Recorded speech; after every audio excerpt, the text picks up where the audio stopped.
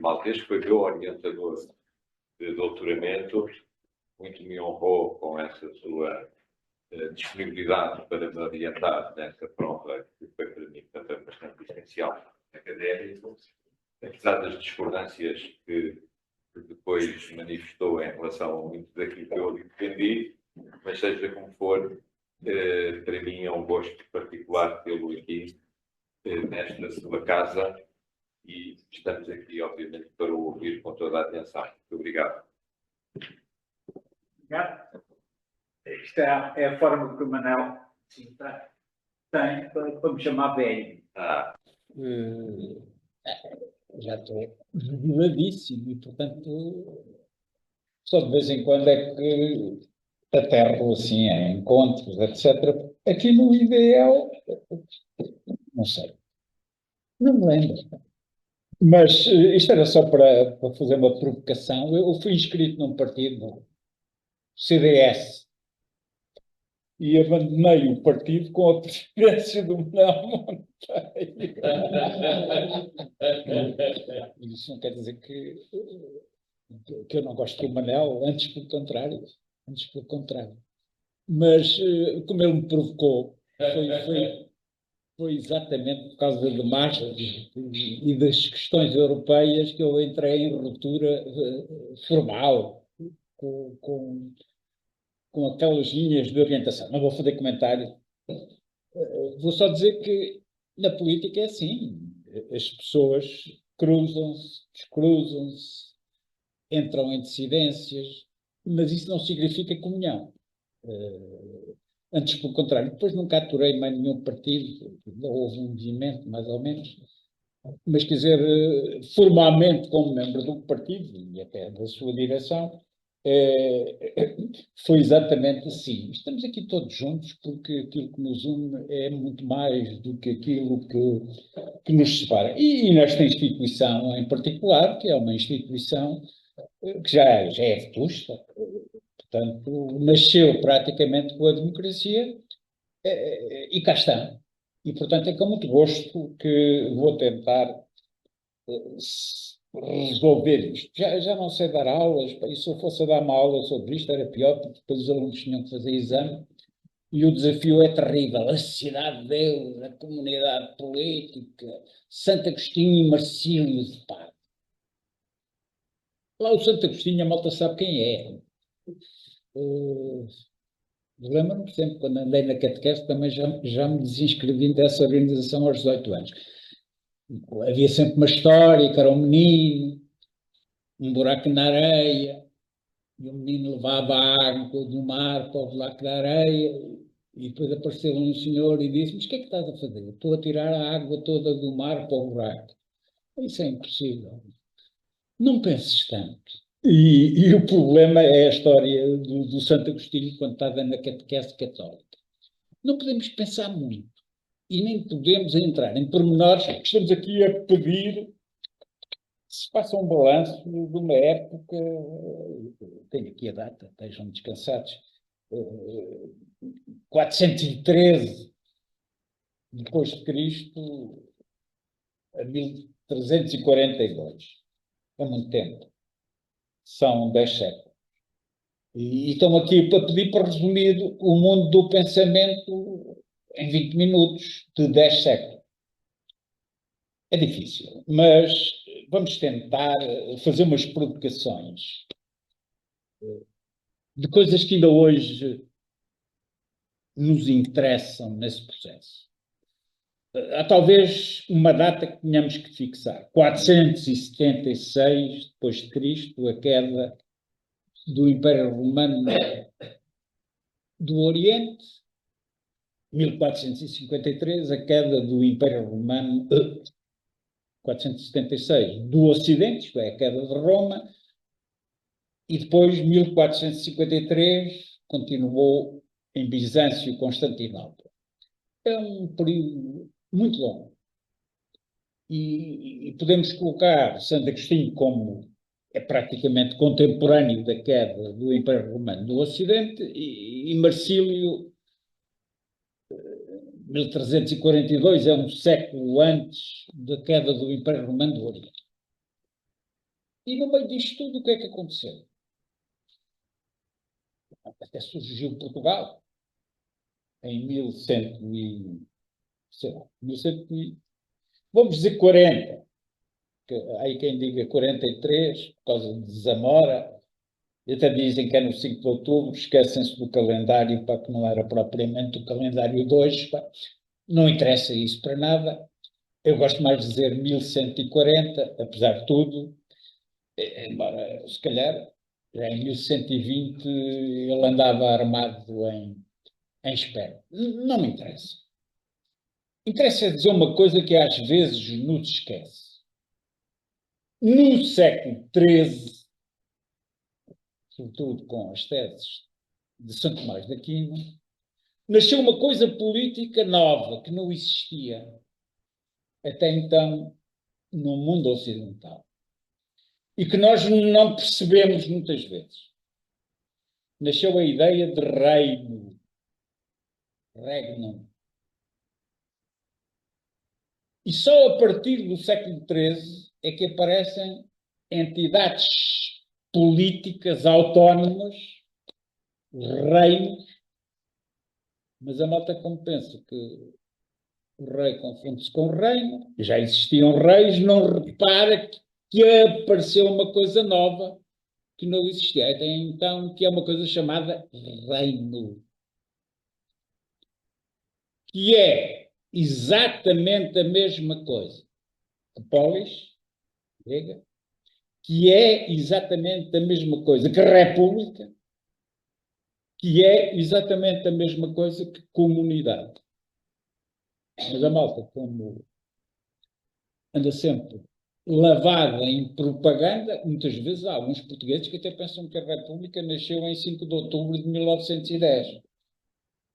Até a palavra era usada antes disso, desde o século XIII, porque reino, a República é exatamente a mesma coisa.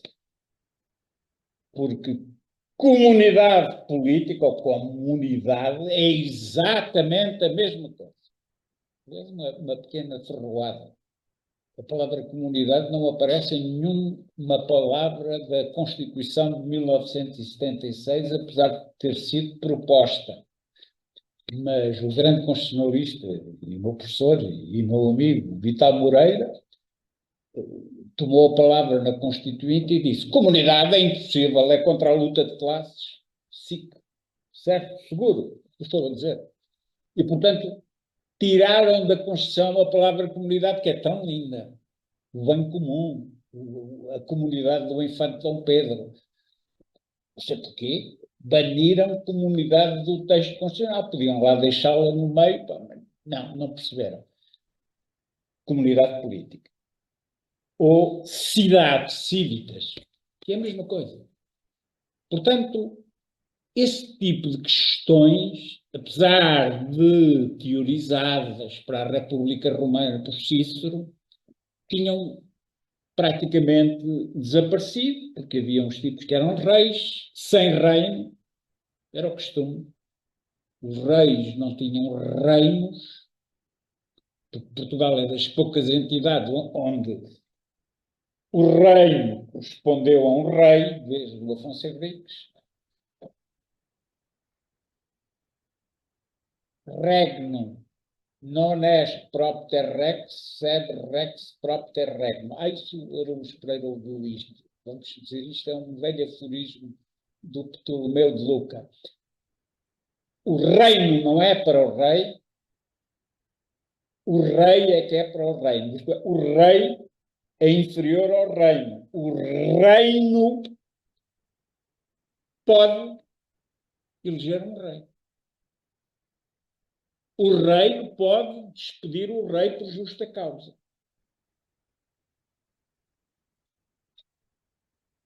O reino pode eleger o rei. O que é que nos aconteceu no ano de 1385? Cortes de Coimbra. O reino, reunido em cortes, elegeu um rei novo, Dom João I, o mestre de Diz. estabeleceu uma série de princípios, que, aliás, segundo a expressão do maior constitucionalista português, como eu, chamado Marcelo Caetano, Constituição Política de 1383. Está escrito no jornalista que cobriu a sessão, chamado Fernão Lopes, e que transcreveu o mais belo discurso democrático e republicano da história portuguesa, escrito e lido pelo doutor João da Regras, nas Cortes de Coimbra. Está lá uma série de princípios de Constituição, da República, do Reino, etc. Por isso, quem estuda estas coisas tem que dizer, a República foi instaurada em 1385. Agora não vou dar umas piadas sobre a República. Aliás, reduziu o colégio eleitoral para 1/3, porque o Fontes Pereira de Melo tinha 3 vezes mais tipos a votar.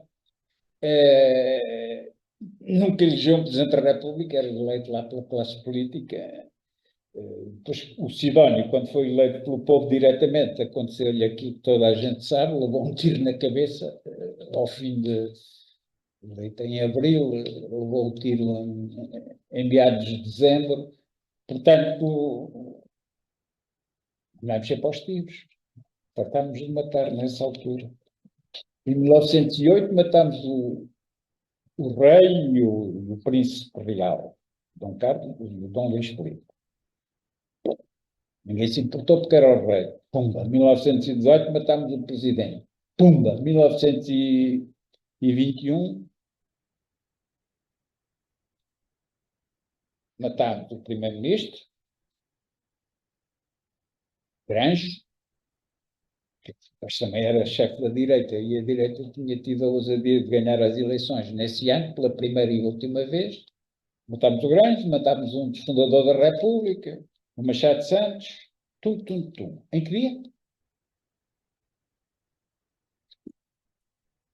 Hoje, 19 de outubro de 1921. Estamos a comemorar esta magnífica data de matança de chefes. Está a ver a coincidência. Não ficámos por aí. Depois matámos o chefe da oposição, a Pino, em 1965. Chega, não chega? Com um povo de grandes costumes. 8, 18, 21, 65. É pouco? Qual é a vantagem deste regime? Não matámos ninguém. Já sei que vão todos com o camarada, não sei o quê.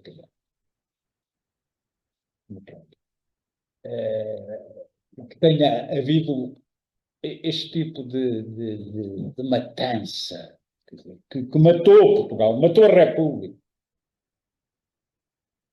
A República mal subiu ao poder, como tinha justificado a matança de Dom Carlos, estava a dizer que também podiam fazer o mesmo a ela. Foi o que fizeram. Que morreu por causa desta pouca denúncia da circunstância e, portanto, quando caiu em cima, coitado. Os esforços todos e aquela geração magnífica e uma elite patriótica, como nunca houve, mas morre porque matou. Bem, não. O que me interessa é dizer, sim, quem lê o discurso de João de Regras percebe que Portugal não é mais uma coisa, que Portugal acompanhou o nascimento do conceito de reino na Europa e que considerou que a comunidade é superior ao chefe e que o chefe pode despedir-se. Foi o que nós fizemos à Dona Brites, à Dona Beatriz, que tinha casado com o João I de Castela e que se armava em sucessora do senhor Dom Fernando, o pai. Foi assim. Noutro momento, porque eu não percebo como é que os portugueses não estudam com prazer estas matérias. E, sobretudo, como é que os democratas portugueses são às vezes completamente ignorantes quanto à sua história do pensamento político. No dia 1 de dezembro de 1640, não foi deitar o gajo pela janela. Foi uma preparação teórica democrática dos chamados juristas da Restauração, que explicavam em tratados Francisco Velasco Gouveia, João Pinto Ribeiro, pelo menos estes dois, que faziam uma espécie de tratados políticos um bocado chato, diga-se de passagem, que era a teoria da justa causa, da lei dos despedimentos. O povo pode despedir o rei. E foi o que fizemos. Em 1640, depois com cortes em 1641. Dissemos assim: Vossas Excelências, Filipe II de Castela, que é Filipe I de Portugal, foi eleito pelo povo nas Cortes de Tomar e fez um contrato com o povo português. Mas o problema não é o contrato que nós fizemos com o Filipe I. O problema é saber se o Filipe II e se o Filipe III cumprem as cláusulas do contrato. Logo, de acordo com a lei de trabalho, podemos despedir o gajo. E foi o que fizemos. São tratados que demonstram a superioridade do povo sobre o rei. Despedimos. Fizemos o Sr. Dom João IV, rei de Portugal, logo, nas Cortes de Lisboa, de 1641. Mas eu vou-te explicar porque é que não sabemos isto e não lemos. Porque é que na escola primária as crianças não fixam esse dado? Muito simples, porque apareceu depois um tipo chamado Dom José I, com o seu ministro chamado Sebastião José de Carvalho, Marquês de Pombal, que fez uma reforma da universidade, em cujos os primeiros artigos diz logo: ficam banidos de ser ensinados em Portugal desde já todos esses senhores, como Francisco Velasco Gouveia, João Pinto Ribeiro, porque são monarcómacos. Dizem que a monarquia depende do povo. Pois, a malta gosta mais do Marquês de Pombal do Francisco Velasco Gouveia e de João Pinto Ribeiro. Nunca mais ninguém falou nisso. Quando isto precede a Revolução Francesa. Nunca mais ninguém falou nisso. Nunca mais ninguém leu nem estudou. Em termos de ensino secundário, de cultura geral. Mas isto é tudo doido aqui. Não são democratas. Porque se fossem democratas, tinham que perceber que aqui estava a matéria que hoje me pedem para falar. Aqui estava a continuidade do princípio da autonomia política da comunidade face a quem manda nela e que podemos despedir o chefe. Porque o reino é superior ao rei, porque a república é superior ao Presidente da República, ao rei que o parte. Podemos, organizadamente, ter esta leitura, porque esta é a leitura política certa. O Marquês não gostava muito disso e mandou o João Pinto Ribeiro e o Francisco Velasco Gouveia, nunca mais falou nele. Aliás, com toda a razão, porque Francisco Gouveia, segundo era chamado o Rabino, porque é verdade, ele era judeu. E, portanto, limparam também por ele ser judeu. Que pena é as criancinhas não terem um parágrafo num programa de história sobre esta matéria? Não gostava nada. A malta acha que a democracia foi instaurada por uma senhora que estava no Chile e tinha uns cravos quando passou o tanque e espetaram cravos no tanque. Então não é. Nesse dia nasceu a democracia, foi instaurada. Por acaso o primeiro tipo a fazer um discurso político que era civil escreveu sobre isto e era um tipo que era desta formação e em honra seja chamado tipo de megafone em punho no Largo do Carmo, Tareco, Francisco Sousa Tavares, o primeiro discurso político da Revolução. Era um tipo desta formação, até era monárquico e tudo, até foi o discurso. E o que é que ele disse? O pai do Miguel Sousa Tavares, da Sofia de Mel Braina, isto é um novo 1º de dezembro. Mas ele até o disse, mas não perceberam. A República, quando foi instaurada, o novo 1º de dezembro, tudo, estavam infiltrados, muito bem, na província com bandas de música, sociedade filarmónica, 1º de dezembro, há não sei quantas, porque eram todas republicanas, porquê? Porque a República tinha filiação no 1º de dezembro. Eu acho que depois disso, os senhores deputados da República, se ouvissem isto, começavam a coçar a cabeça, mas que não está lá no manual de procedimentos. Nenhum partido, é curioso, nenhum partido invocou esta fundura de teorias democráticas. É por isso que me chamaram para falar. Não? Eu podia despachar a matéria do o Marcílio de Pádua, nunca ninguém ouviu falar. É o Marcílio. É um tipo de já não sei de cor. Não se sabe bem quando é que ele nasceu, é entre 1275, talvez, e 1343, talvez. E que escreveu um grande tratado, o nome é bonito, Defensor da Paz, Defensor de Pacis, 1342. E o que é que este tipo fez de importante? Nada disse isto que eu estou a dizer, mas disse isto em 1342. E disse que o povo era superior, neste caso não era o rei, era o Papa, porque era o conflito entre o Império, o Sacro Império Romano-Germânico, e o Papado. E o Marcílio era conselheiro de Luís da Baviera, do Imperador, contra o Papa. E, portanto, aproveitou, fez um tratado a dizer que não, isto não se devia ser contra o Papa, contra a Igreja, pá, povo superior ao Papa, contra o Papa, viva o povo, viva o povo. Considera-se hoje que é o primeiro teórico daquilo que chamam o Estado laico. Pronto, é um precursor das teorias republicanas, ser contra estes privilégios, quer do rei, quer da igreja, quer da nobreza. Está descrito neste tratado de defensor de paz, mas ninguém liga. Eu fui professor, e sou, mas comecei como professor de História das instituições na Faculdade de Direito de Lisboa. E, para a minha curiosidade, estava lá o livro Defensor Pacis, não era em latim, era em francês, na biblioteca. Eu citei. Tive 10 anos em minha casa. 10 anos em minha casa.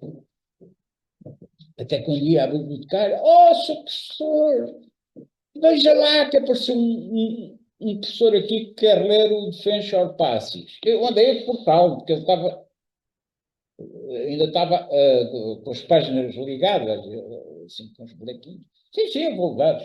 Era um grande professor que começou, só leu isto no 40º aniversário da sua docência, mas como estava a escrever uma história de ex-políticas, só no fim da vida é que teve que requisitar o livro. Não digo o nome, mas o Manuel sabe quem é. Foi presidente do partido dele.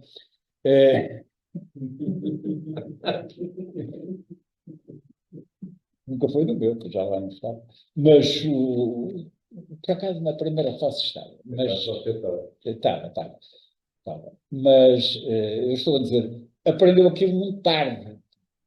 Não teve anterioridade de estudo neste Marcílio de Pádua, que é, de facto, um nome importante por causa disso. Mas já agora, isso não interessa. Não me interessa saber das obras, isso não nunca não me. Mas o que é que o Marcílio de Pádua tem de importante? Vamos contar. 1342, outra vez. Os cristãos da Europa Ocidental, as universidades, os padres, a igreja, os que estudavam estas matérias, não sabiam quem era o Aristóteles. SIC. Até ao século XIV, Aristóteles, prof. Havia uma referência de alguns autores sobre Aristóteles, mas como os ocidentais não sabiam grego, não chegavam lá. Não chegavam ao tratado de política do Aristóteles, nunca tinham lido. Só que havia quem o tivesse lido. Os mouros, os árabes. E havia um grande pensador, mouro, digamos assim, Walid, vou dizer em árabe que é bonito, Abu al-Walid Muhammad ibn Raush, que em português simplificando chamamos-lhe Avicena. No tempo do Afonso Henriques, mais ou menos. É gira a história dele. Nasceu na Península Ibérica, em Córdoba.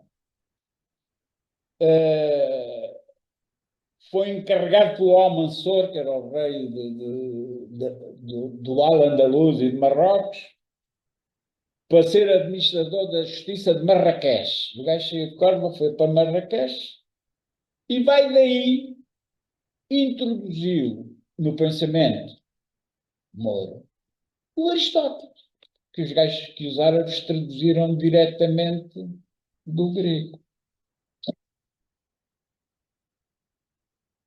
E o que é que fez o nosso Marcílio de Pádua? Foi buscar o ensinamento dos mouros, dos árabes. Só para dizer que eles eram mais evoluídos que os cristãos ocidentais. Eram mais chegados a Atenas e a Roma do que os ocidentais, que eram um bocado crassamente ignorantes nesta matéria. Depois compensámos. Fomos ler o Aristóteles, como este Marcílio de Pádua, preparámos o Renascimento, e o Renascimento é renascer, ir àquilo que da cultura grega e romana tinha sido esquecido, e foi esquecido. Éramos os selvagens, éramos os incultos, e fomos lentamente recebendo, nomeadamente, o Aristóteles. E, aliás, não tinha sido só o Marcílio de Pádua. Um pouco antes,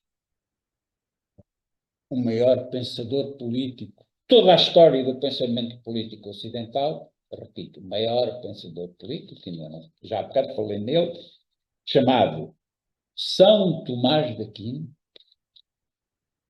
foi o primeiro a fazer esse trabalho que ainda hoje está em vigor. Ainda hoje está em vigor. No ano de, outra data, não se aflijam assim com muitas, 1891, Sua Santidade, o Papa Leão XIII, 15 de maio de 1891, faz uma encíclica chamada Rerum Novarum, que é o quê? Uma coisa a dizer isto. Olha, o Santo Tomás de Aquino, que a malta tinha esquecido, passa a ser o nosso pensador principal. A partir de agora vamos pensar a sociedade e a política de acordo com Santo Tomás de Aquino. Criou uma coisa que se chama a doutrina social da Igreja. É a mesma coisa. Foi pegar o Santo Tomás e fazê-lo renascer em todo o mundo. E todas as encíclicas papais, todas, são renovaram. 40 anos depois, 40º ano, depois Passim Terris, todas, quase todas no mesmo dia, e a repetirem a voz. Não houve nada. E a partir daí nasceram coisas como a democracia cristã, como o progressismo cristão, como os cristãos pelo socialismo, como o Raquel Parta. Quem é que eles citam? Santo Tomás, Aristóteles, julgo que isto tem a sua importância e até cronológica. E, de facto, este Leão XIII teve a atitude de considerar o tomismo e as universidades que difundiam o tomismo, não era só aquela da Palma de Baixo, católica aqui de Lisboa, era sobretudo a grande Universidade de Lovaina e todas estas escolas que nos finais do século XIX produziram os textos fundamentais desta teoria que vão ser só aplicados a partir de 1945, quando os democratas cristãos fazem um acordo com os socialistas para criarem esta coisa do Estado Social à Europeia, que são teorias tomistas. Portanto, estamos a falar de um gigante do pensamento e que tem um paralelo neste Marcílio de Pádua, só que o Marcílio de Pádua tinha um defeito, era a favor do imperador contra o Papa, e o Santo Tomás tinha uma virtude, era a favor do Papa contra o imperador. E, portanto, como o Papa ganhou o imperador, tudo bem. Depois lixou-se. E agora, o que é a questão do imperador e do Papa? Uma coisa tão simples do mundo. O imperador era a Comissão Europeia. Quer dizer, a integração europeia é a teoria do Sacro Império Romano-Germânico. Até pior, era mais eleito o imperador do que a senhora, como é que ela se chama? Aquela senhora, mas não, acho que não é pensadora. Esquece-me o nome. Que não é propriamente eleita como era o imperador. Foram eleitos da mesma maneira. O imperador também era eleito porque tinha o maior banqueiro da Europa e os maiores financeiros para fazer campanha.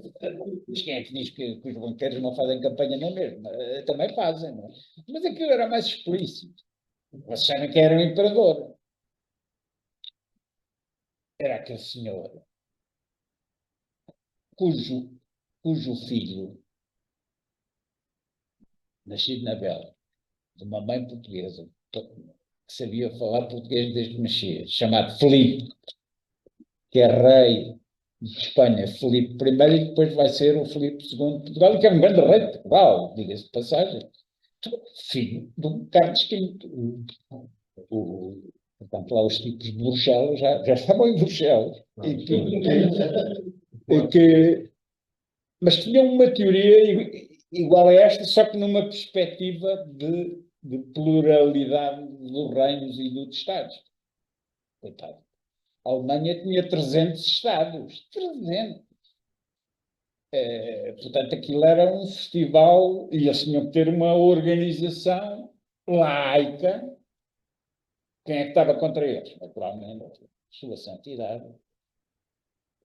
O Papa, a quem interessava, dar bulas, tirar bulas, essa coisa toda. E um reino, quando se constituía, tinha que meter cunha e ir para Roma, com o nosso Dom Afonso, com a bula Manifestis Probatum.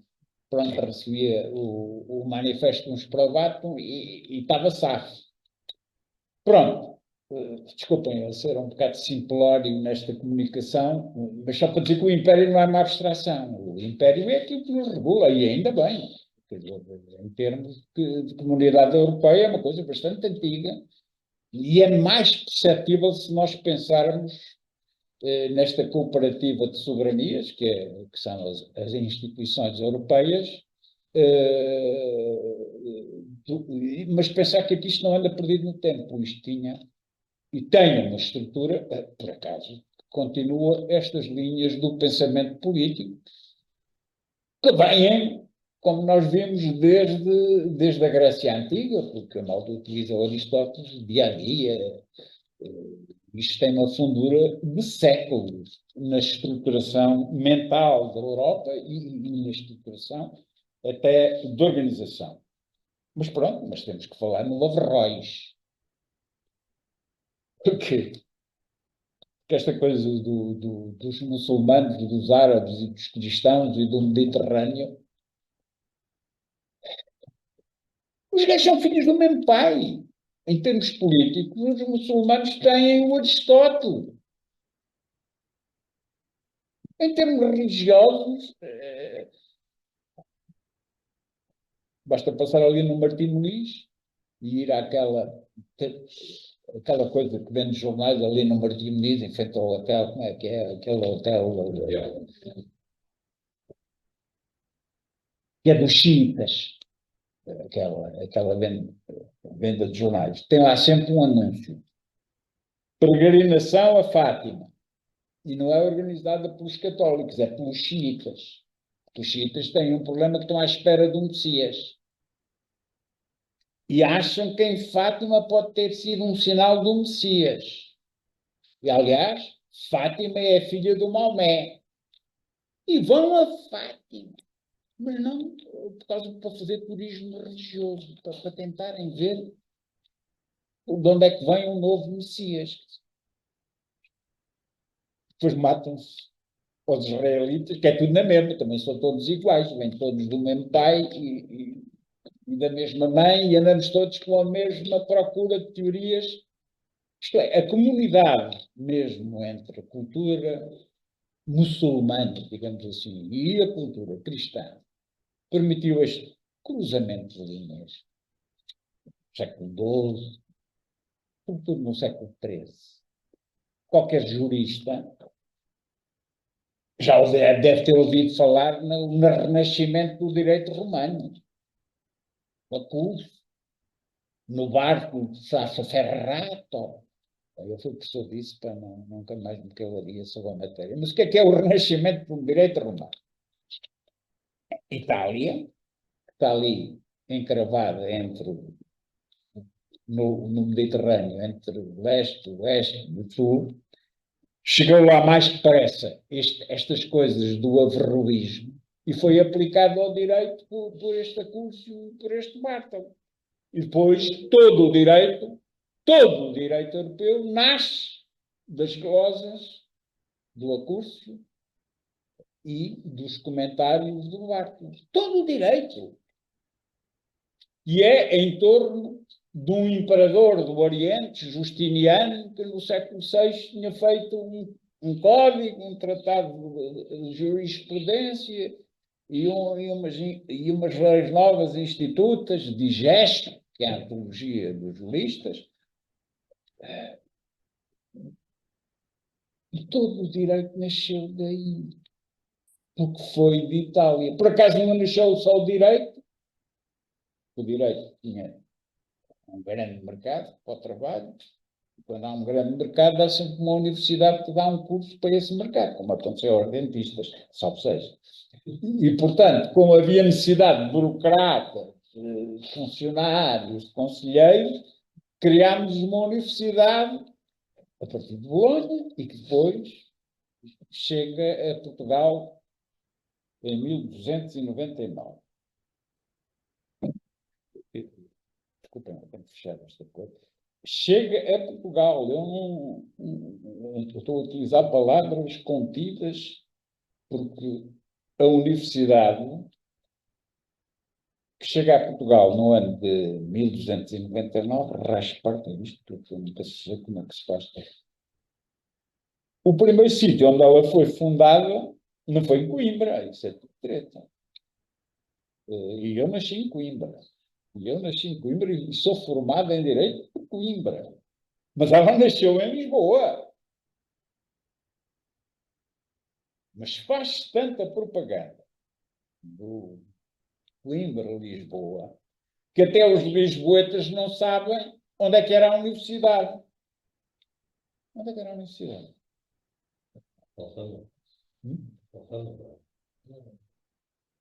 Não. É uma viagem de quem é universitário. Eu só quero pôr no silêncio. Ali na Graça, a Rua do Estudo Geral, do Elétrico 28, quando o tipo fica ali encostado, é uma viagem tão linda a ver qual foi o sítio da universidade.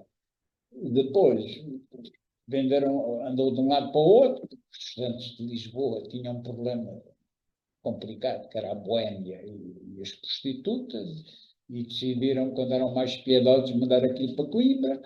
E lá ficou em Coimbra no tempo da Santa Inquisição. Mas, não em Lisboa. Depois ficou o dono daquilo, passou a gerir, foi o tal Infante Dom Henrique. Mas comprometeu-se a rezar uma missa todos os anos, para aquilo continuar a ser protegido pelo Santo Padre. E Coimbra disse: vocês não rezaram a missa durante não sei quantos anos, não podem mais invocar a fundação da universidade.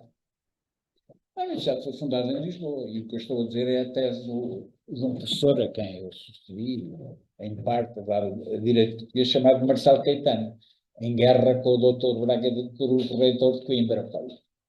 Puseram-se à chapada, porque o Coimbrão típico não pode ouvir dizer que a universidade é de Lisboa. É a Universidade Portuguesa.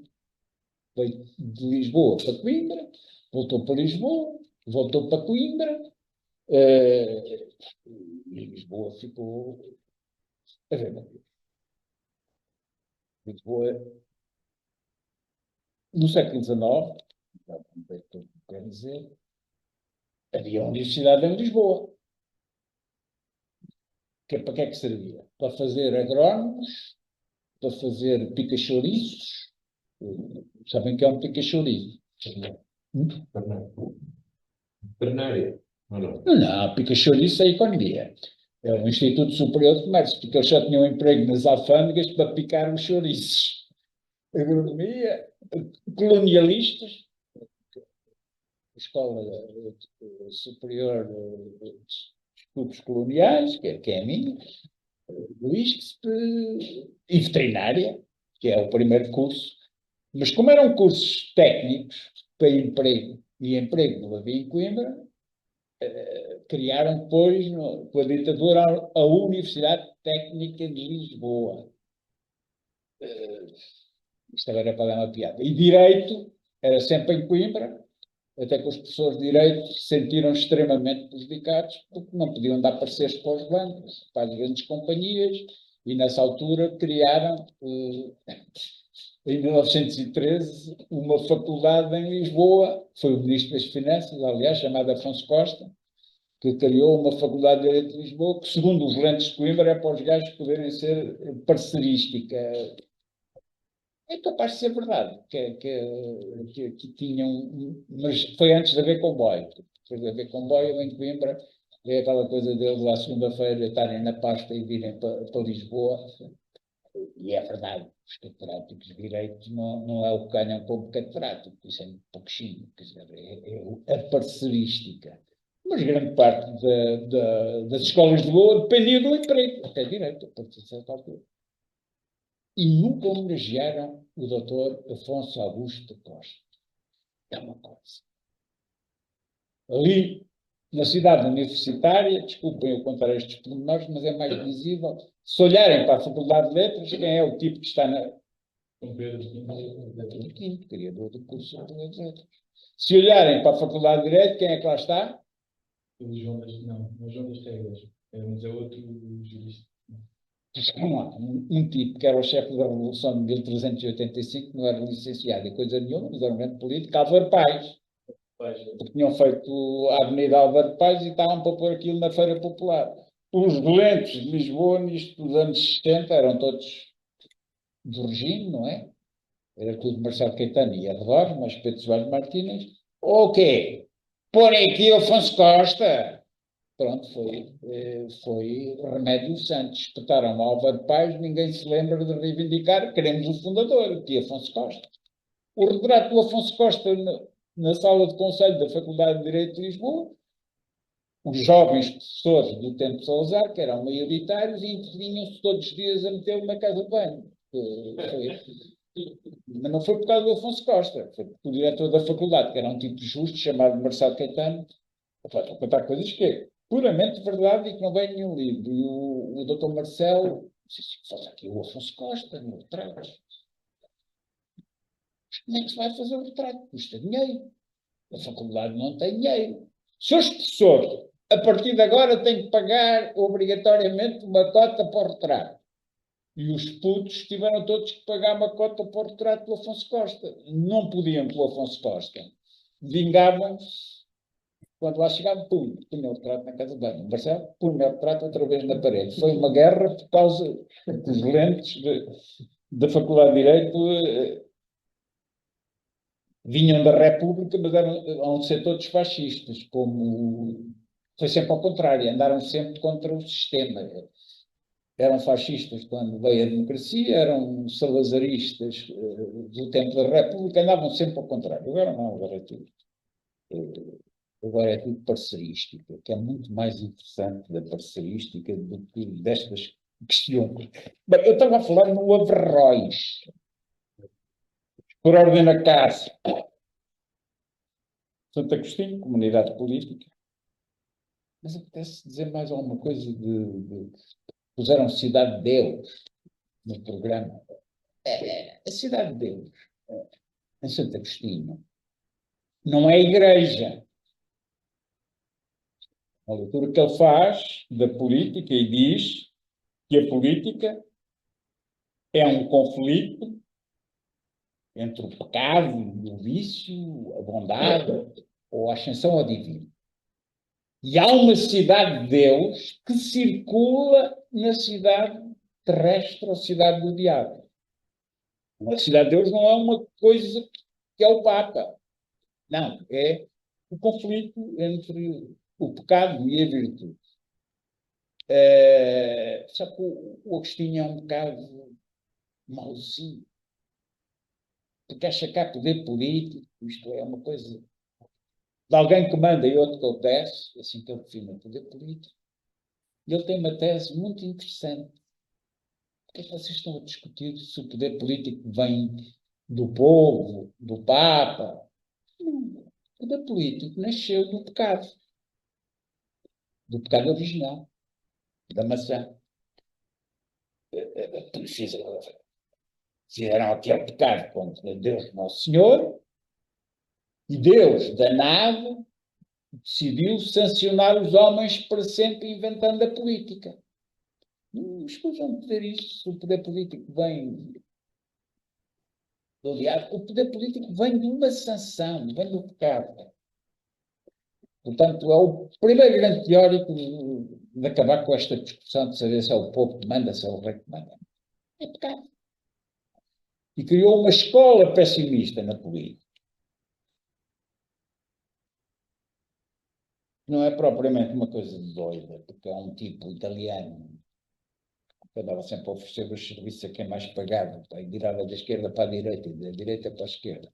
Mas escrevia umas coisas engraçadas chamado Nicolau Maquiavel, que vai pegar nisso e repete. E na Alemanha havia um tipo, mais ou menos da mesma época, que era frade da Ordem dos Agostinhos, chamado Martinho Lutero, que vai ser agostiniano do ponto de vista do pessimismo do poder político. A luta entre pessimistas e otimistas. A luta eterna entre somos um bom selvagem ou somos umas bestas. Ouve-se, também vai ter a ideia de pessimismo. Isso é eterno no pensamento político. A luta entre a cidade de Deus e a cidade terrestre. E a visão, que é interessantíssima, esta da origem do poder. Do poder. E a malta gastou centenas de anos, ainda hoje gasta. O poder, afinal, de onde é que vem? Vem de Deus ou do povo? Ok. Tu dizes que vem de Deus. Mas vem de Deus como? Diretamente? Ou precisa de um intermediário? Precisa de um intermediário, que é o Papa. Ele não vem assim de repente. Não, até que chegou o absolutismo.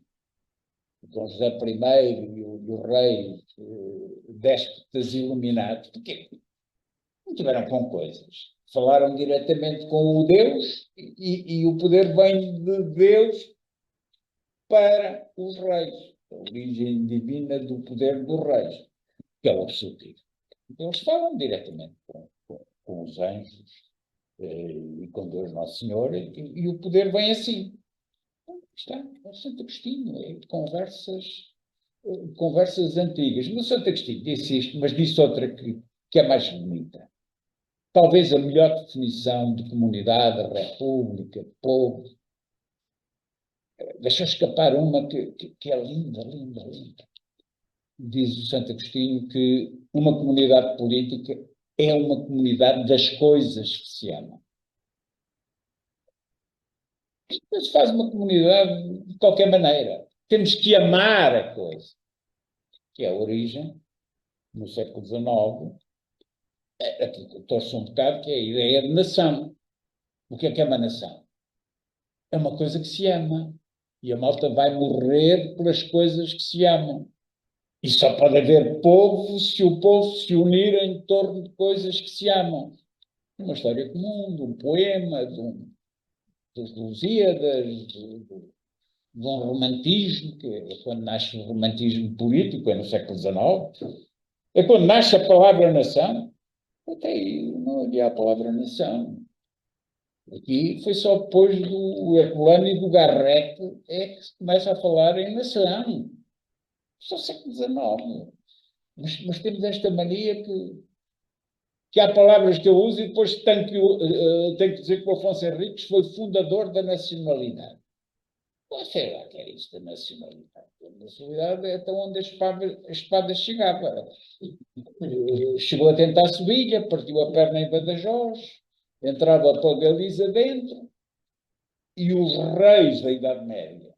Outra coisa que não se diz nas histórias, mas que se devia dizer com toda a clareza. 50% do tempo que vai de 1140 a 1385 são guerras civis, como nós dizemos.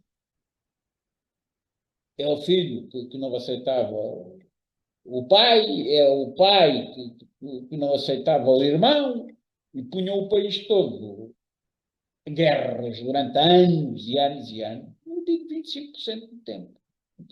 Em coisas que não são guerras civis, são guerras senhoriais.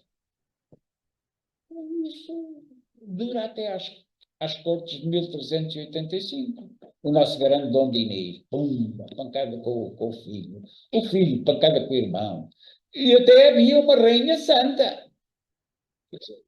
Coitada da rainha santa. É santa e é da minha terra, é santíssima.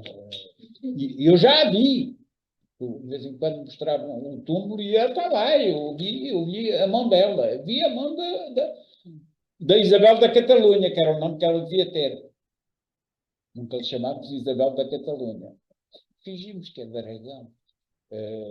Não, é a bandeira da Catalunha, que é a bandeira da minha terra, da cidade de Coimbra. Estão lá as cores da Catalunha, da São Rosas, senhor, da senhora Dona Isabel, a santa, a rainha Santa Isabel. Não nego, mas, coitadinha da senhora, tinha que se pôr entre o filho e o pai no meio de uma batalha para parar aquilo que era normal num tempo em que havia rei, mas não havia reino. Não havia reino. Na prática e na teoria, porque só pode haver reino a partir de, não digo que cá alguém tenha citado o Marcílio de Pádua, mas o Santo Tomás de Aquino era citadíssimo, e os juristas do Renascimento do direito romano tinham todos o mesmo discurso, e entre os quais está o nosso querido João da Regra, aquele jornalista amigo que fez a reportagem, e por isso é que nós conhecemos o discurso. Mas agora uma história. Andámos todos a investigar onde é que estava o João da Regra, onde é que ele se tinha formado. Ninguém apanhava a ficha do João da Regra. Ninguém. Afinal, foi tudo inventado, o homem, o João da Regra. Até que se descobriu uma coisa muito simples. Aquele nome, para se matricular, não se chamava João da Regra. Ele ainda não sabia nada da regra, era João Hispano, porque vinha da Península Hispânica. É esse, sim, esse. Andou em Bolonha e está registado, que é o nosso. Pois, quando ele cá chegou, a malta chamou-lhe da Regra. João era. Umas vezes era Espanha, outras vezes é da regra. E que era muito bom, era. E devia ser um herói nacional da teoria, devia. E aquele discurso, pelo menos o Fernando Lopes deve ter feito o mesmo que alguns jornalistas fazem agora aos políticos. Quer dizer, uma agência de comunicação, devia ser a melhor agência de comunicação da história de Portugal, a agência João da Regra. Fez uma coisa maravilhosa, que escreveu o Fernando Lopes sobre as cores. É lindo de ler-se, devia ser dita às criancinhas todas, eu sei lá dizer, o que é de todos não é de nenhum, o que cabe a todos deve ser decidido por todos, logo o rei deve ser decidido por todos. E vem cá com tretas de tradução em calão da democracia, que é o pior vício que tem a política portuguesa. A malta tem que saber o Robespierre, o Pierre Properó, porque estudou em França, e batata com bacalhau, ou tem que saber desculpem lá, o ideal, os alamões e os não sei quê, e os não sei quantos. Estes são bons, estes gosto deles, posso dizer tudo, mas não estou para os aturar, quer dizer. Não estou para os aturar. Há na Europa uma cultura anti-hispânica, anti-portuguesa e anti-espanhola terrível. As primeiras cortes da Europa, porque não são em Portugal, são em Espanha, com a participação do povo e o poder tributário do povo, são da Península Ibérica.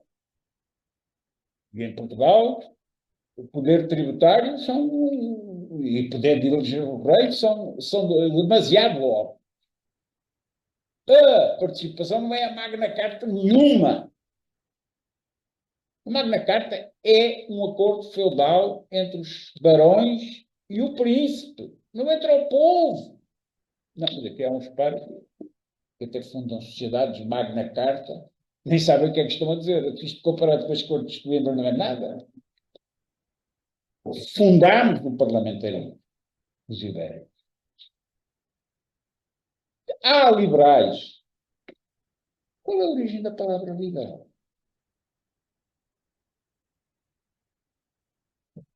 É castelhana. O primeiro partido liberal inglês começou por chamar-se British Liberale, até 1841. British Liberale, em castelhano, que é a revolução que leva à Constituição de Cádiz, que é das primeiras liberais do mundo, depois é na Itália, e Portugal é a terceira, porque 1820 é a terceira revolução contra o absolutismo. Somos pioneiros. Inventámos a palavra liberal e a maior parte destes palermas acham que o liberal veio da América. Só porque terão lá um mestrado de verão ou de turismo científico. É uma vergonha. É uma vergonha.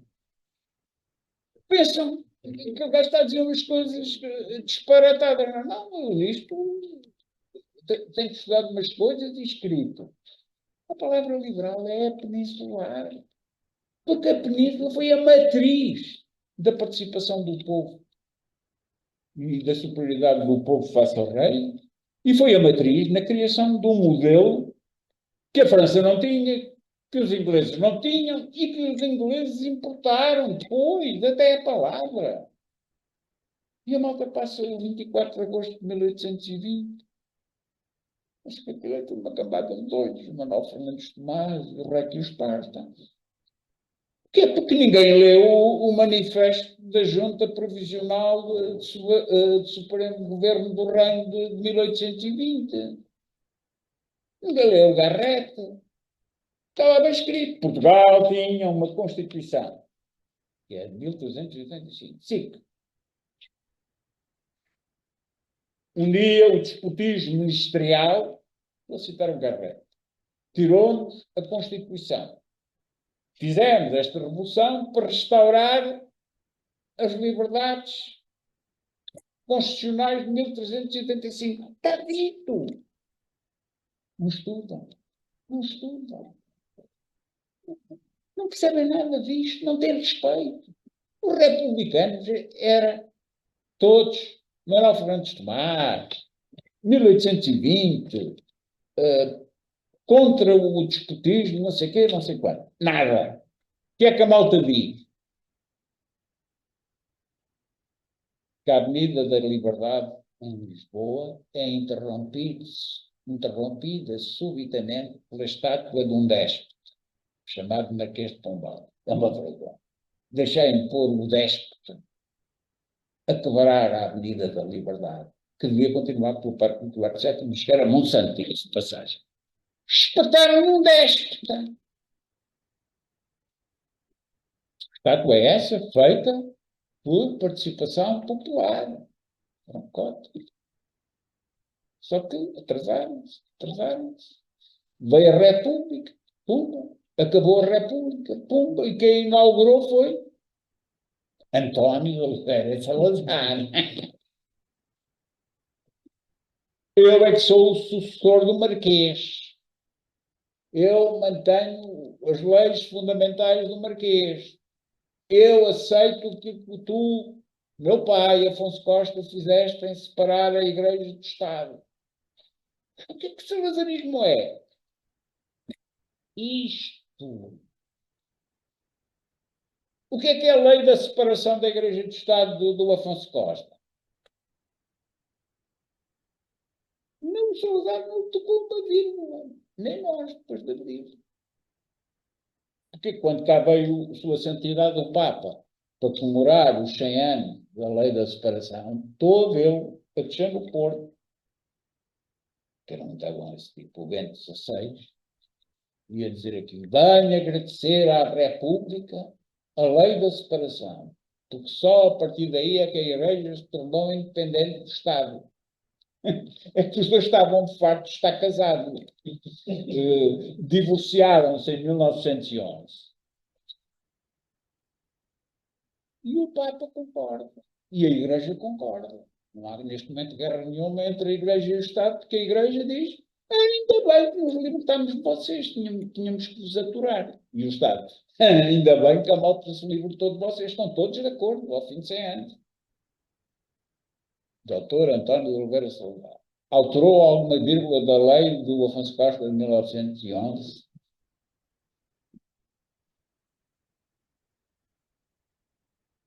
Manteve praticamente intacta. Porquê? Porque ele percebeu que o Afonso Costa meteu a pata na poça. A ideia do Afonso Costa. Não era nada contra o catolicismo. A mulher era uma beata. Os republicanos levavam todas as mulheres à reunião da igreja e depois iam para o partido. Tudo beato, tudo. Só que o Afonso Costa era manhoso. E fez uma lei a permitir que os padres passassem a funcionários públicos como oficiais das conservatórias de registro civil. Porque é assim que acontece na Europa nórdica, dos padres luteranos. Os gajos, à meia da tarde, vão para a conservatória do registro civil substituir os conservadores do Estado. E o Afonso Costa. Os gajos vêm todos para funcionários públicos, porque a lei da separação permitia que o padre passasse a ser funcionário público. Só que se tramou que só apareceram uns 3 ou 4. Que a Igreja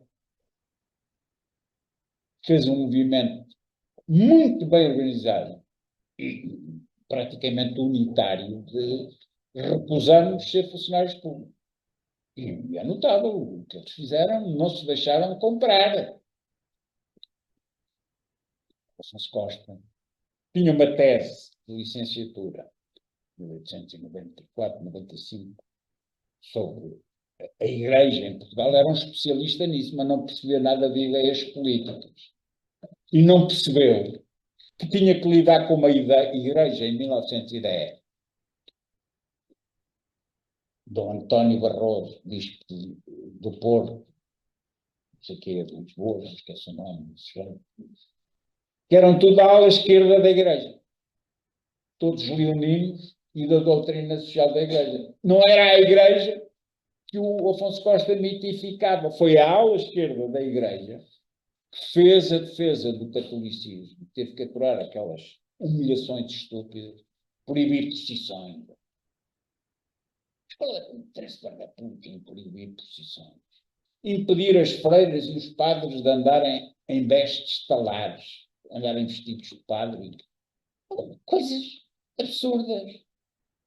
De perseguir os católicos quando eles se reuniam em congresso, caçar aos padres. Aqui, quando comemorou o centenário do Santo António, em 1891, Lisboa estava invadida dos gajos do Iliador Salgado, dar porrada na padrelhada, porque a padrelhada quis fazer uma manifestação e foi buscar devotas ao Bairro Alto. Sabem o que era o Bairro Alto? Era o sítio onde as senhoras porque não podiam bem ir a procissões nem a manifestações, mas a igreja não conseguia. Em padaria, estupidez de contar-nos estas histórias dos primeiros tempos da chegada do Afonso Costa, porque o homem era inteligentíssimo. A ideia não era matar todo, mas há muita maneira de matar pulgas. O Salazar matou os melhores, fingiu que era devoto. Nem um centímetro não se deu o poder do Estado, porque a Igreja também exagera, que quer logo brutais indemnizações, até depois do 25 de Abril. Estou-me a lembrar, o arcebispo de Braga, grande arcebispo, tem que nos indemnizar de 1834. Porque a especialidade do Estado em Portugal tem sido dar porrada na Igreja. O liberalismo do Dom Pedro, como é que foi implantado? Nacionalizaram os conventos. Por quem? Pelo Joaquim António de Aguiar, o Mata-Frades. O Joaquim é da minha terra, sou de Coimbra. E até o tipo que tem estátua no Largo da Portagem. Não sei se foram a Coimbra, aquele tipo. Mas ninguém, toda a gente lhe chama Mata-Frades. Mas ninguém perguntou se ele era chefe de algum partido político. Por acaso era chefe de um partido político, 3 vezes chefe do governo. Era da esquerda ou da direita? Da direita! Era um chefe da direita regeneradora, porque a direita também malhava na padrolhada. Pois, era papar impostos e ficar com terras. Em 1834 é a maior fatia de nacionalizações da história de Portugal, assim de um dia para o outro. Tal! Com o Joaquim António de Aguiar, com o decreto no bolso, a procurar as instalações daquilo que é hoje o Diário da República, a meter o decreto para aquilo sair e esperar de pistola em punho pela saída do decreto de 1834. Isto foram períodos heróicos. Porquê? Assim, dinheirinho, imposto. Portanto, ninguém ia voltar atrás. Olha, o Salazar ia dar os bens dos conventos ocupados pelo Estado em 1932, 34. Nem um centímetro. Nada! O Salazar é continuador total do Mata-Frades, do Afonso Costa, naquilo que interessa, porque o resto foi... Salazar uma vez foi devoto de Fátima. Já está a vir a minha faceta titular e tal. Nem um centímetro, nem um comunicado, nem uma interpretação. Só depois de chefe de governo é que ele ia lá, mas ficava assim com a cara, nunca disse nada, porque o setor político da Igreja do tempo de Salazar só reconheceu, admitiu Fátima em 1930 e tal, 32, julgo eu. Quando o cardeal patriarca já reconheceu, o reconhecimento oficial de Fátima pela Igreja é 32. E mesmo assim ficou o segredo de Fátima.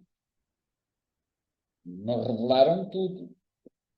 Até 2001, depois de um parecer do Ratzinger, o chefe de propaganda FIDE, que era o chefe da Inquisição, por outras palavras, hein? A Congregação para a Doutrina. Congregação para a Doutrina da Fé. O cardeal Ratzinger, o Papa Bento XVI. O relatório que ele faz chama a atenção para isto, é uma coisa linda, sobre porque é que devemos desvendar o terceiro segredo de Fátima. magnífica. E diz a verdade. Isto é impressionante. Como é que três criancinhas, com aquela linguagem que não foi feita por ninguém, que é autêntica e pura, descrevem uma teoria da Idade Média escatológica e profética. Por isso é que Fátima é um encanto. Fátima podia ser na Idade Média. Porque é a permanência de uma teoria messiânica, escatológica, popular, que sei lá o que é que aconteceu em Fátima. Eu, para mim, não sei. Nem somos capazes de explicar a maior parte dos mistérios da humanidade, nem coisa que o valha. Agora, a Santa Igreja de 1917, ainda são republicanos que andam por aí a lixar-nos com esta coisa da luz. Deixa assim, é melhor estar caladinho, esperar porque isto assente. E de facto, em 17, são meia dúzia de parvos é que lá ia, só em 25 é que aparecem 100.000 pessoas. Depois foi por aí fora. Possível conter 100.000 pessoas como aparecem em 1925. Eu digo isto porque sou neto de um avô, que era um homónimo meu, também José Maltês, que foi a Fátima, no dia 19 de outubro do ano... 13 de outubro, porque 19 é setembro, do ano 1917, que foi muita malta de carro de bois, a pé, o meu avô foi de Coimbra para lá. Quando apareceu aquela coisa chamada Milagre do Sol. E o meu avô, conversando com o neto, oh filho, eu não vi nada. Mas eu vou ter lá. A minha mulher explicou-me que eu não via porque não tinha fé. Mas pronto, olha, tem que ser. E contava-me aquilo em pormenor. Vocês querem crer que em toda a minha família diziam que o meu avô tinha visto o milagre do sol? O meu avô nunca viu o milagre do sol nenhum, porque era preciso ter fé para ver o milagre.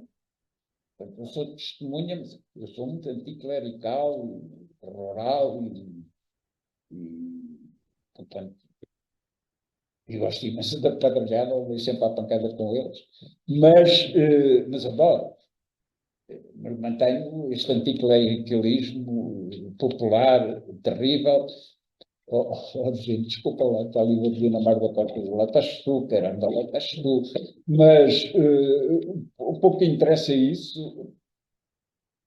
Mas Fátima, eu como anticlerical não acredito em nada nos milagres. Sempre que eu vivo ali ao pé da judiciária, e há uma coisa que eu não admito, é que só vão a Fátima. E Nossa Senhora apareceu à Jacinta no Hospital da Estefânia, com laboratórios médicos. E não fazem uma festa na Estefânia, porque também apareceu Nossa Senhora na freguesia de Arroios, não é só do outro lado. Estão a ver as diferenças. Porque é que não fazemos uma homenagem ao aparecimento da Virgem no Hospital da Estefânia? Está lá uma estátua no jardim, mas está metida no meio das árvores, lá no interior, ninguém vê. E a Jacinta é prova testemunhal, objetiva do milagre de Fátima da Covadeiria. Mas também é a prova do aparecimento da Santíssima Virgem no Hospital da Estefânia. Não estou a dizer nada de anticlerical, nem de anticatólico. Longe de mim tal coisa. Isto depende das multidões. Porque se a freguesia de Arroios, vou dizer à Presidente da Junta para ela fazer isto, promover uma manifestação de 100.000 pessoas no Hospital da Estefânia, é evidente que passamos a comemorar as datas da pneumónica onde morreu a Jacinta. Mas não, é só Fátima. Eu tenho Lisboa. Eu tenho os filhos nascidos em Lisboa, sou de Coimbra, mas já sou Lisboa. Ora bem, mas é tão lindo isto, a sério, não... Como é que uma comunidade política, porque isto faz parte da autonomia cultural portuguesa, até tem pessoas como Lúcia de Jesus, Santa Jacinta Marte, eu estou a ser bem, teologicamente, São Francisco Marques. Estes dois já são santos. E a Lúcia, como é que está? Não sei, mas deve estar a sair. Ou se já não saiu, mas não estou informado. É o mundo que reconhece, não sou eu a mandar aqui uma boca. É o mundo. Os papas. Como é que a República aguentava a senhora de Fátima? Bem feita. Andaram a pregar contra a igreja e que diziam a Mariana, aquela francesa que tem um barrete de frismo e que ainda põe na cabeça não sei o quê. Isso é uma tradução do francês. Claro, Mariana, qualquer coisa. A igreja católica vou-te lixar com essa do Mariana. Virgem de Fátima. Qual? Quem é que sabe quem é a Mariana? Mas sabem todos esta história, esta parábola. A igreja chega ao fim dos anos 20 e sai do gueto e não precisa de mais nada, não precisa de privilégios. Ainda hoje é maior que o Benfica. Nem toda a gente pode dizer isso em Portugal. É a maior organização da sociedade civil portuguesa, a Igreja. O Benfica bem diz. Há 6 milhões de benfiquistas, não é normal. Isso somos da mesma religião. Não sei que ela há 6 milhões. Está bem, e é republicano e eu sou monárquico. Estou chateado que é para andarmos sempre a usar um com o outro. Mas há 6 milhões de benfiquistas, mas católicos, em termos culturais, somos todos. Somos todos. E quando digo somos todos com respeito por esta mistura portuguesa, por esta comunidade, quando se diz comunidade política. Bom, sermos. Comunidade política são os votos. Estamos a comigo. 400 mil tipos a votar na República, 700 mil na monarquia, 900 a 1 milhão no fascismo. E vem o 25 de Abril, fazem-se umas campanhas por recenseamento, e nas primeiras eleições do 25 de Abril, quantos é que votaram? 7 milhões. Como é que foi possível? Foi. Não tenho culpa. Foi. Este regime é uma democracia de massas como nunca tinha havido na história portuguesa. E os partidos são maus. Pois são, mas ganham as eleições neste território do sufrágio universal. E aplicam as teorias do Marcílio de Pádua e do Santo Tomás de Aquino e da comunidade política de uma forma multitudinária. São maus, não são? Eu acho que são péssimos. Todos os dois ganham sempre isto. Um e outro, e o terceiro, de vez em quando, se casa com eles e volta para trás e anda para a frente. E o outro que agora apareceu, que diz já tem 1.200.000. Estamos a falar em números de comunidade que já se confunde com um colégio eleitoral. Não estamos a falar, repito, nos 400 mil da Primeira República e nos 700 mil do fontismo. Com grandes discussões sobre se o cavador de enxada devia votar. E a República disse que cavadores de enxada não os quero. Pumba, reduziu o sufrágio. Discurso de Afonso Costa. Militares, nem pensar. E o Sidónio. Pumba, voto para as tropas, voto para os analfabetos, para os pescadores de enxada e tumba, lixou-os todos. E foi mais lixado ainda, que é o problema principal da história portuguesa, nas eleições de 1928. Não contam isto, mas como eu não me chamo Fernando Rosa, António da Costa Pinto. Assim. Eleições presidenciais, Carmona, candidato único. Uma vergonha, não houve oposição. E quantos votaram? 720 e tal mil, agora. Número esse que é igual a soma do voto em todos os partidos junto nas últimas eleições da Primeira República em 1925. O Carmona tem mais votos todos os partidos juntos. Como é que se podia dizer que a ditadura não era democrática? Problema complicadíssimo, é que a ditadura começou a ser mais democrática que a democrática Primeira República. Como tem isto? Percebam que só resolvemos o conflito em 75. Só. Os ditadores diziam, olha, mas quem é que são vocês? Devem estar com os copos, só o Carmona teve mais votos que vocês todos juntos. É a chamada ditadura plebiscitária. E depois, na Constituição de 33, no plebiscito, foi a mesma história. É, Constituição ditatorial. É verdade, aquilo era uma ditadura constitucional. E votinhos? E quem é que deu pela primeira vez voto às mulheres? Eu já ouvi um ilustre professor de Direito que tem um debate com um tipo da Católica que é do PSD, como é que se chama? Luís Vermelhos. O tipo a dizer que só houve direito de voto depois do 25 de Abril. Mentira! Direito de voto completo foi com o Marcelo Caetano.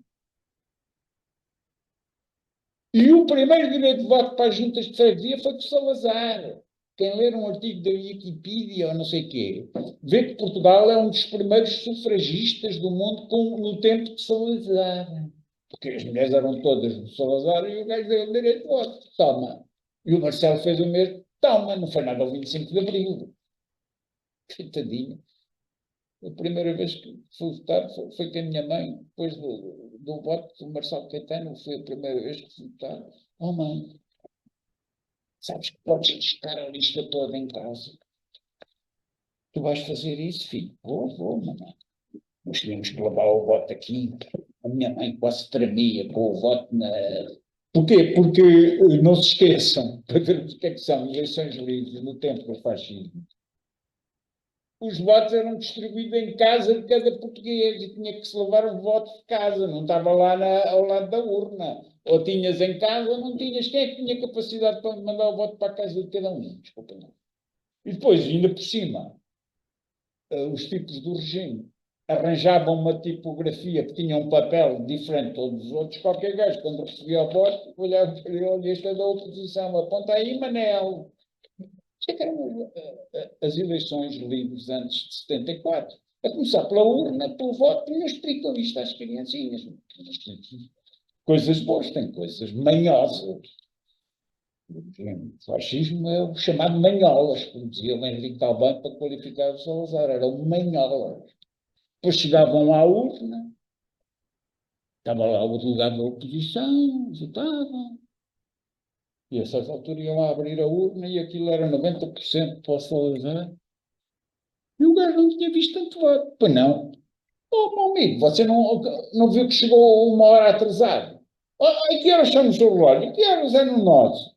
Tinham todos combinado alterar o relógio, menos o tipo da oposição. Quando ele lá chegou, já estavam os votos da urna cheios, já tinha começado o ato. E agora também já acabou o ato. O Manuel Monteiro já reparou que isto agora é conversa fiada, mas eu gosto de... Não é conversa fiada. Eu acho que às vezes um pormenor é mais importante do que... Tinha tudo escrito. Agora não vou ver o que é que disse e o que é que não disse. Disse, insistindo, a ideia de comunidade política vem da República Romana, vem da polis grega, só é aplicada na Europa no século XIII e Portugal é uma das primeiras comunidades políticas do mundo, porque a nossa independência e a consolidação da independência é paralela a isto. Portugal é uma coisa nascida de uma teoria deste género e aplicada quando a Europa tem uma ideia bem. E, portanto, ninguém toca então.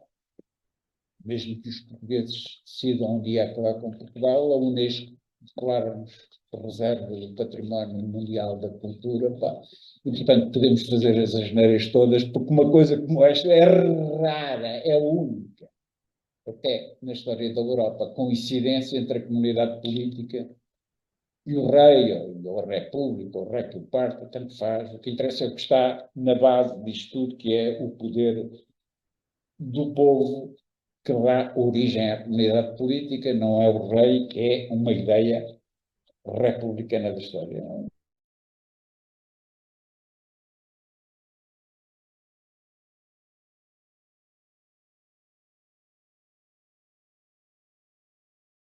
Como esse dia, em termos de quem manda, ninguém sabia, porque éramos todos. E este todos, é a ideia do Marcílio que nos foi legada pela Igreja Católica, por Santo Tomás, por Cícero e por Aristóteles. E disse, muito obrigado.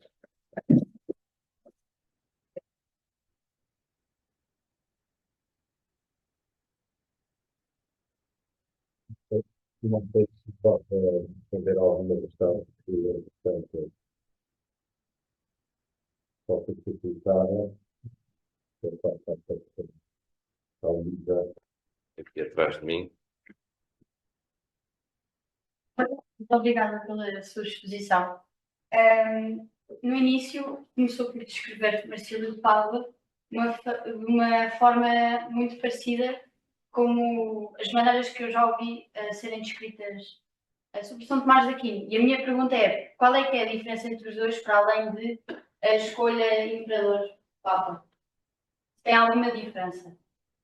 Que não era a favor do Papa, era contra o Papa. Além desta, não tinha nenhuma A diferença? essência tem o mesmo conceito, porque mais não tem uma posição de soberania popular, portanto, mas tem o equilíbrio e a definição da origem.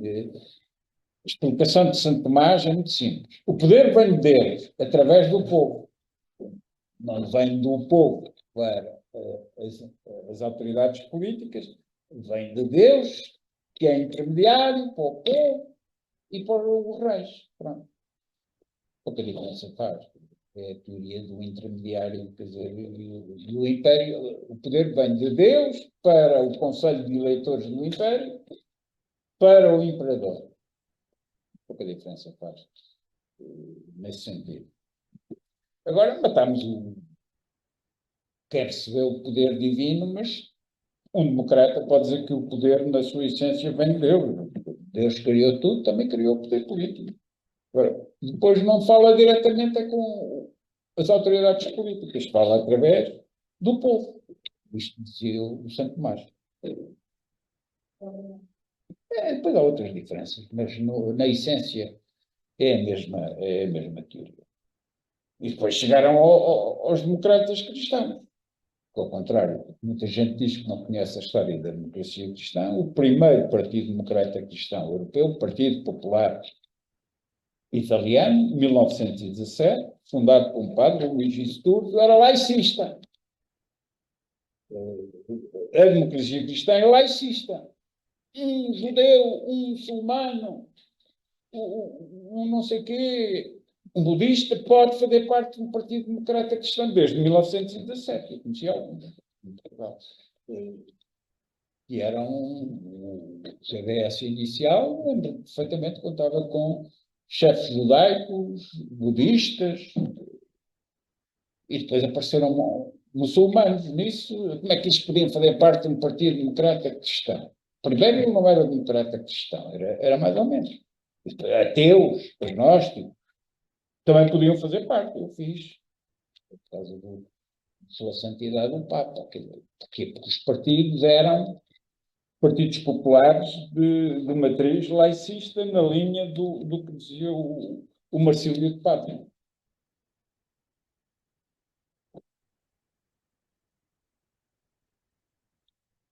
Bem, podiam defender a legalização do aborto. Qual era a preocupação? Mais questões? Não sei se em casa alguém tem alguma questão. Você não tem? Hã? Também tem. Há pessoas em casa que estão a ouvir. Cuidado.